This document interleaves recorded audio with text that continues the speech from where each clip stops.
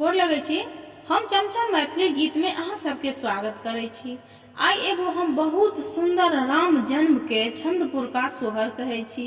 हमर संग द रहली हमर बेटी चंदा छियत। सब गोटा मिल के देखब सुनब। हमर चैनल के सब्सक्राइब वीडियो लाइक जरूर कर देबै। भाये आवता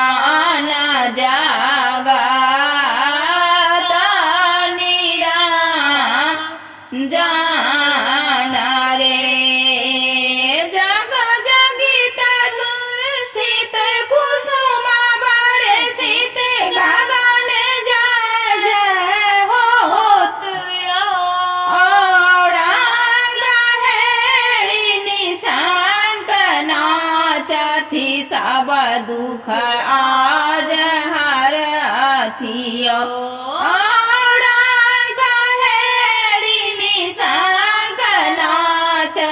सब दुख आज हेरियो काना का हाथ राजा दास रात शुभ घड़ी ले खाल रे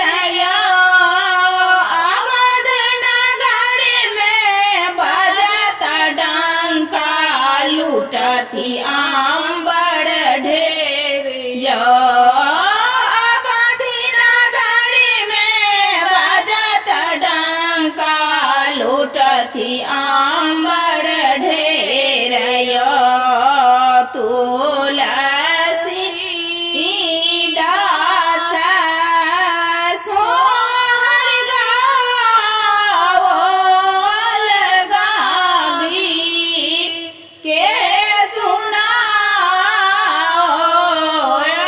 रे लाल नारतीना को